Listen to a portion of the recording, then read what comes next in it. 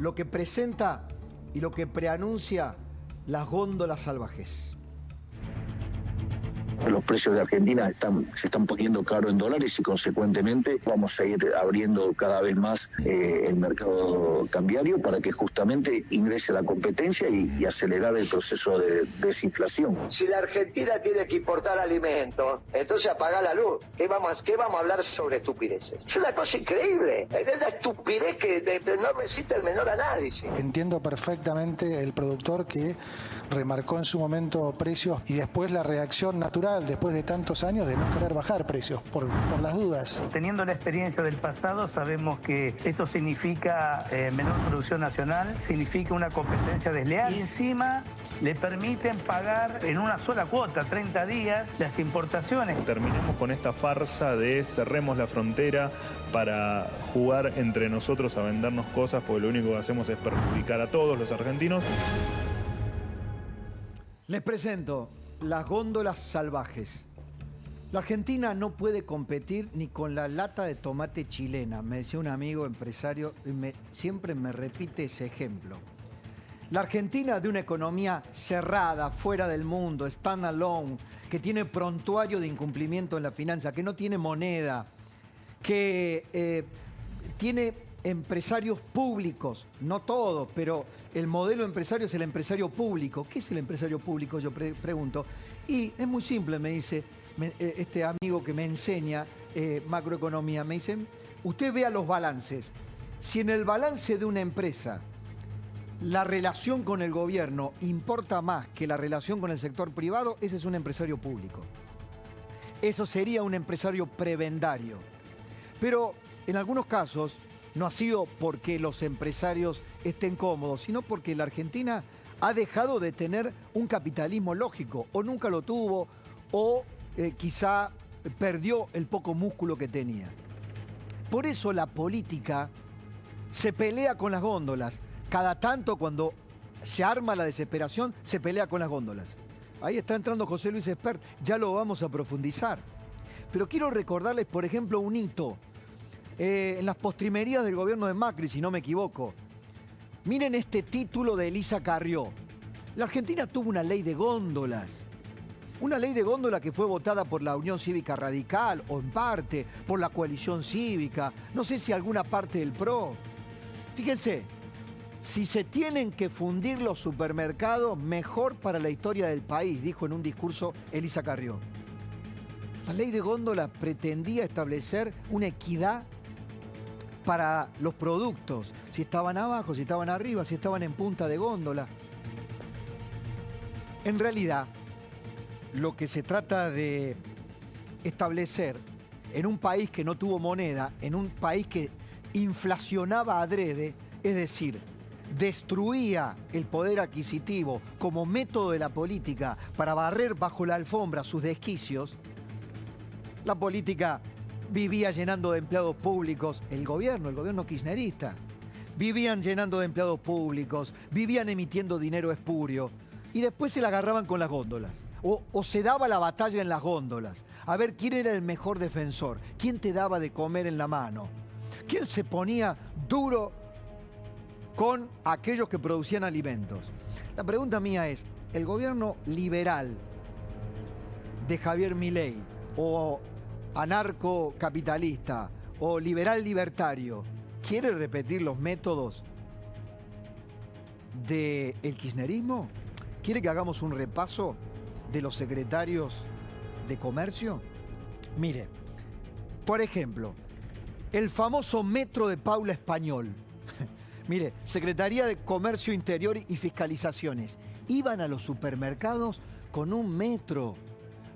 Esta imagen es surrealista, dice Luis, es hermoso. Claro, porque esto es digno de un país bananero, sí, bananero, ¿no? Esto es Venezuela, la Venezuela de Chávez, ¿no?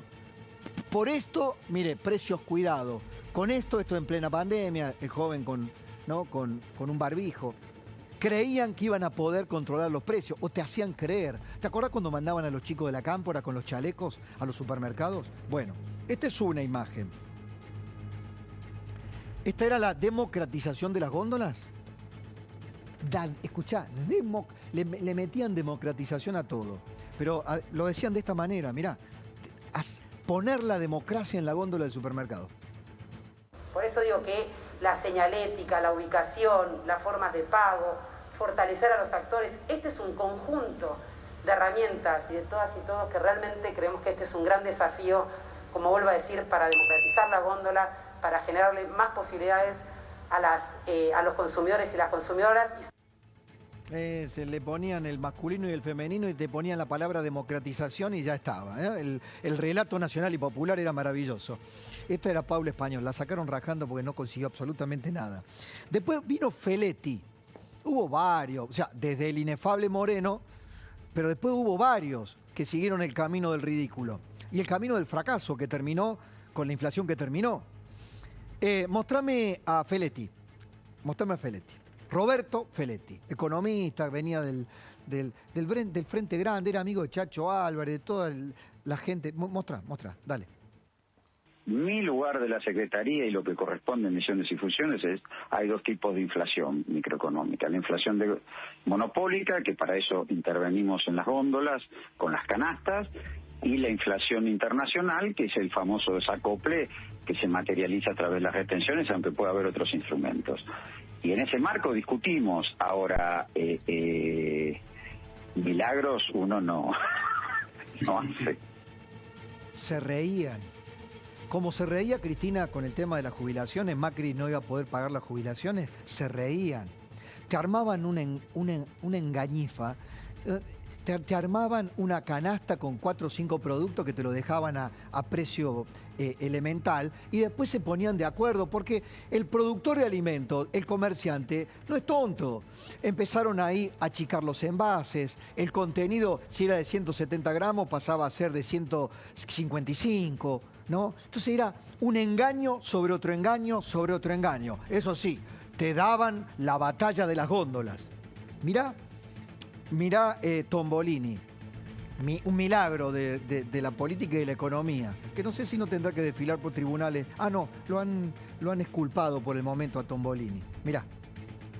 La velocidad a la que aumentan los precios en la Argentina, cuando asumió el ministro Massa, era del 7,2% mensual y ahora en el 4,9%. Es como decir que es un auto que venía a 200 kilómetros por hora y ahora está yendo a 110 kilómetros por hora. Sigue siendo muy rápido y por supuesto es en función de eso que estamos trabajando todos los días para consolidar la hoja de ruta que le propuso el ministro Massa a la Argentina.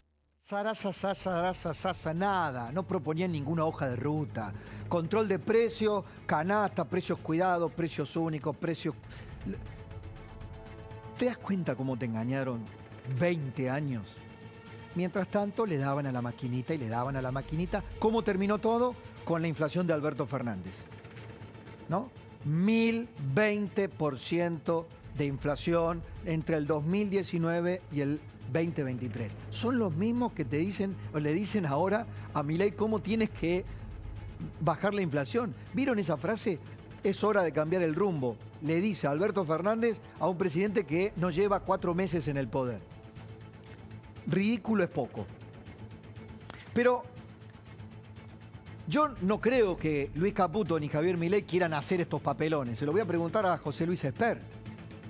Y yo en el discurso que da el ministro de Economía en la AmCham, me parece que explica la preocupación por la góndola. Porque efectivamente no puede haber inflación en dólares. ¿Por qué hay inflación en dólares en la Argentina? ¿Por qué algunos productos salen más baratos en Inglaterra, en un supermercado inglés que acá? No se explica por la inflación. Se explica por la estructura de la economía. Esta economía sin moneda, esta economía regulada, hiperregulada, esta economía de los tongos, esta economía de los permisos laberínticos. Pero mirá, Caputo. Digamos, hay precios que realmente, y algunos obedecen a la canasta básica, que no pueden estar ahí, honestamente. Imagínense a alguien que raspando llega a fin de mes y que uno le está contando que este modelo es mejor que otro, entonces sacamos precios justos, sacamos ley de abastecimiento, ley de góndolas y de repente la gente va al supermercado y la cosa sale 50% más que en Estados Unidos. Dicen, o sea, este es el modelo. no puede estar bueno. Está perfecto el INDEC, es entendible la reacción de los empresarios, pero hay que dar un empujoncito para que también las cadenas tengan un poder de negociación con los productores y les digan, no, pará, si me vas a traer precios de lista más altos, llévatelos, importo. Es una manera también de forzar la competencia y de proteger al consumidor. Bueno, ¿qué pasa? ¿Qué pasa? Evidentemente Caputo no quiere hacer un control de precios, pero está viendo que los empresarios le dieron la libertad, le sacaron los precios cuidados y pusieron precios calculando un dólar de 1.300, un dólar de 1.500, un dólar de 1.800 y no quieren dar el brazo a torcer. Por eso, inédito lo que decía Luis recién, que hubiera un tuit del ministro Caputo festejando que un supermercado sincere los precios cambiando la forma en que presenta las promociones. Mirá, este es el tuit. Dice, acá en este caso, menciona a Jumbo cambiando la modalidad de sus promociones. ¿Y en qué las cambia? Antes te decían, te llevas 4x2. Te llevas 4, pagas 2. Vinos y champán, te llevas 3, pagas 2. Ese famoso 3x2 no modificaba el precio de lista. Seguía siendo el mismo precio, pero en la promoción te salía más barato. Y ahora, no sé, durante cuánto tiempo, o si entraron en razón, o si lo hacen porque toman el apriete del ministro, no lo sé. Ahora viene 50% de ahorro, 30% de ahorro, ¿no? Cambian los precios y se sincera. Bueno, como verán, las batallas o las góndolas salvajes siguen dando batalla plena. Quiero decirles que Milei cree, esa es su base principal, que la inflación es un fenómeno monetario siempre y en todo lugar. Pero la economía no es una ciencia exacta, es una ciencia humana, depende de las conductas de los agentes económicos. Por eso, aún con la libertad y aún con ese concepto y esa definición teórica monetaria, se preocupan por las actitudes de los agentes. Pero esto de tener un equilibrio fiscal, de no emitir lo que no se puede emitir, moneda espuria, que el kirchnerismo perdió como hoja de ruta, ¿saben quién lo defendía? Por eso, memoria, muchachos. Fíjate quién lo defendía. Un tal... La sabia regla de no gastar más de lo que se entra debe observarse. El equilibrio fiscal debe cuidarse. Eso implica más y mejor recaudación y eficiencia, y cuidado en el gasto. El equilibrio de las cuentas públicas, tanto de la nación como de las provincias, es fundamental. El país no puede continuar cubriendo déficits por la vía del endeudamiento permanente, ni puede recurrir a la emisión de moneda sin control, haciendo correr riesgos inflacionarios que siempre terminan afectando a los sectores de menos ingresos. Ese equilibrio fiscal tan importante deberá asentarse sobre dos pilares: gasto controlado e eficientes e impuestos que premien la inversión y la creación de empleo y que recaiga allí donde hay una real capacidad contributiva. Bueno, nada de esto terminó haciendo Cristina Kirchner, mucho menos Alberto Fernández, mucho menos Sergio Massa. José Luis, bienvenido. Muy buenas noches.